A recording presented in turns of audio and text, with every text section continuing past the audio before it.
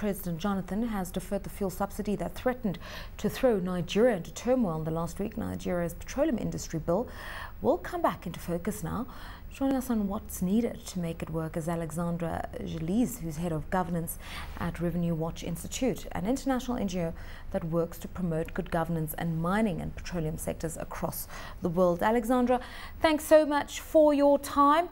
Obviously, the situation has abated, and in the background I can hear cars honking their horns, so probably things look a little more settled in Nigeria. But is this the quiet before the storm, largely because the petroleum industry bill still is just that, a bill that hasn't come into fruition?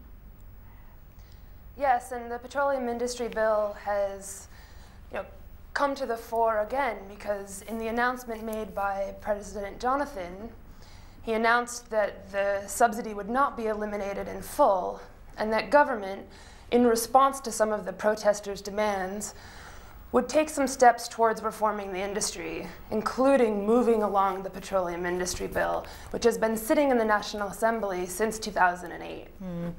All right, what we do know is that a bipartisan task force has now been set up to investigate the disbursement of subsidies, to address the corruption concerns, but also to fast track this bill so that it comes on stream this year. What do you make of this move? I think it's a promising move.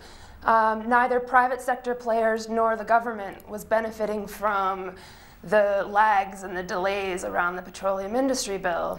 Now, passing it quickly is not the only important thing. What's in the bill also really matters. That the subsidy debate has revealed some of the governance problems in the oil sector in Nigeria. The petroleum industry bill is the chance to address some of those if the bill is structured properly. Give us an indication of what that means, because already we know that the Economic and Financial Crimes Commission is sending out an investigation into audits of the Petroleum Products Pricing Regulatory Agency and also the state oil company, the NNPC, through which a lot of these subsidies were disbursed. How does the system actually work in Nigeria? Sure, there's lots of inefficiencies and potential conflicts of interest within the current system. There's institutions like NNPC and its many subsidiaries who play a whole range of roles across the industry, both upstream and downstream, including around the subsidy. One of the goals of the petroleum industry bill is to shed some light on that and try to rationalize the different institutions so that they are more purpose-fit to perform their structure. I think an important element in all of this is that the petroleum industry bill delivers an oil industry that's more open, transparent, better oversight of the sector functions, and increases more competition. The government has been at pains to argue that the reason that they're wanting to remove subsidies is to exactly do that, to eliminate corruption and non-governance in the system. Because the argument is oil importers and marketers in Nigeria buy petrol at an international price, then inflate the price when they sell it locally in Nigeria, because they know that the government subsidy will cover that additional shortfall. And this is what the government is trying to eliminate entirely. So deregulation, when people are now working independently of the system, how does that work? How does deregulation eliminate corruption in a free market environment?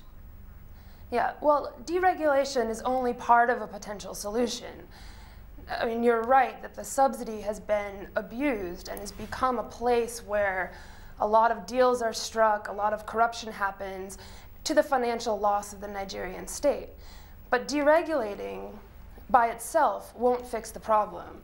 One of the reasons the subsidy bill became so high and expensive was because the system wasn't transparent and it allowed these kinds of practices to build up over time.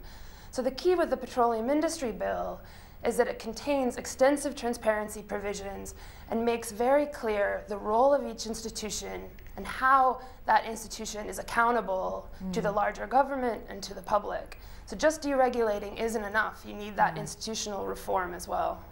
deregulation essentially means more private sector players coming into the downstream side of the economy, more retailers coming to the fore. Now, obviously, as I say, that's a free market environment, and you could sell your petrol at this 97 naira that's been instituted. You could sell it at a higher price, you could sell it lower. How does this help consumers, competition? Because effectively Nigerians are saying the cost of living is too high. Sure. I think it's important to be clear that the current status is not deregulation. Government is setting the price at 97 naira. So that means the government is still kind of issuing import licenses, deciding who imports petrol, the price at which that petrol will be sold to consumers. So deregulation hasn't happened yet. Yes, but what I mean is, in a deregulated environment, when anybody's at whim to set a price that they want, be it submitting to government's 97 naira, you could reduce it, you could make it higher. How does that help the Nigerian consumer? Because Nigerians are arguing that their wages are not rising. They cannot afford anything above 65 naira. They just can't.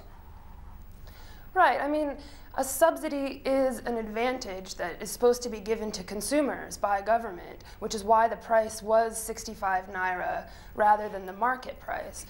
The point I'm trying to make is that now it's 97, which is what all marketers are required to sell petroleum at now. So consumers will have to now pay, 32 naira more per liter, which will, be a considerable burden for them to bear. Okay, now this is obviously a political hot potato. The Labour has come to the fore, civic society has come to the fore. It's become bigger than the fuel subsidies. It's been about tackling corruption. It's been about transparency and managing fiscal resources. It's been about accountable governance. This is democracy in the making, some people are saying, in Nigeria. Ahead of deregulation, what sort of political conversations are Nigerians going to be having, do you think? Well, I think that Nigerians are going to be waiting to see whether government responds to their concerns. As you say, the protests and the media coverage and other voices around the recent events with the subsidy weren't just about the subsidy. It was calling on government to reform the sector, to make it more transparent, more efficient, so that it really represents the public interest. The big question now is whether government will deliver on that, and whether the people will be able to see that some of these leakages and these corruption problems that we know about, they're being improved, they're being addressed in a genuine way. And the Petroleum Industry Bill is a great first place to look. Will it contain adequate transparency and accountability provisions? And finally, and very briefly, we've run out of time, Alexandra. Obviously, you've worked on these kinds of issues in many oil-producing countries. I often hold up Norway as a beacon of light. Sure. Best practice for Nigeria going forward, what would that be? I mean, I think one key issue to mention, since we don't have much time, is the role of NNPC, whether it can free itself from political manipulation, from these kinds of inefficiencies, and become a more commercialized, high-performing national oil company, like you see in Norway, but also Brazil, Malaysia, many other countries.